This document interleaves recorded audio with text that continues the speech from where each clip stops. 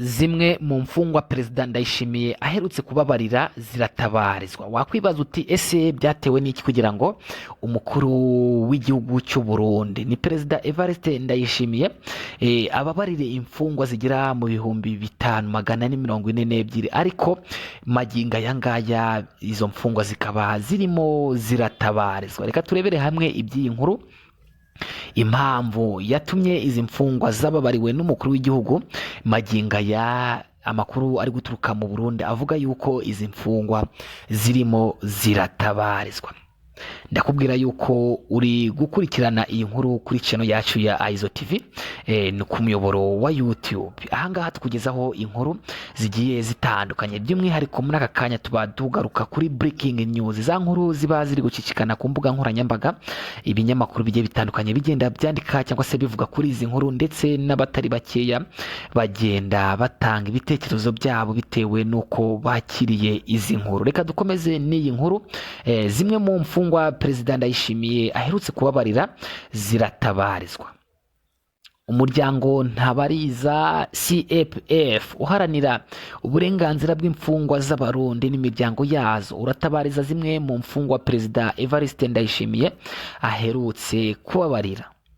Perezida Ndayishimiye yababariye imfungwa 5442 zahamijwe ibyaha bito ubwo yaganirizaga izifungiwe muri gereza ya Muramvya tariki 14 Ugushyingo 2024, ategeka ko zose zifungurwa mu gihe kitarenze ibyumweru 2.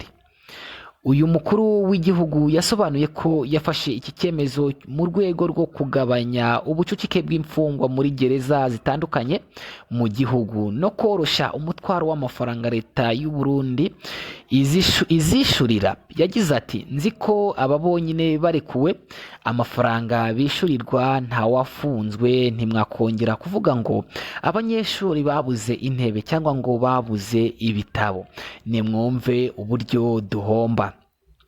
Jean Marie Nshimirimana uyobora umuryango Ntabariza CPF kuri uyu wa 26 Ugushyingo yatangarije ikinyamakuru Iwacu ko mu gihe habura iminsi 2 kugira ngo igihe ntarengwa Perezida Ndayishimiye yatanze, igikorwa cyo kurekura izi mfungwa gikomeje kugenda gake.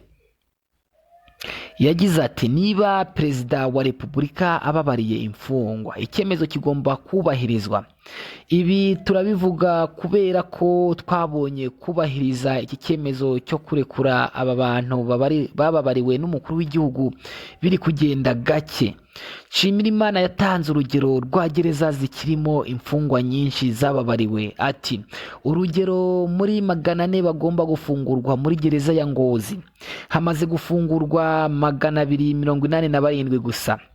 Muri gereza ya Muyinga muri 340 barebwa n'iki cyemezo harekuwe 123 gusa, mu gihe habura iminsi 2 ngo igihe ntarengwa kigere.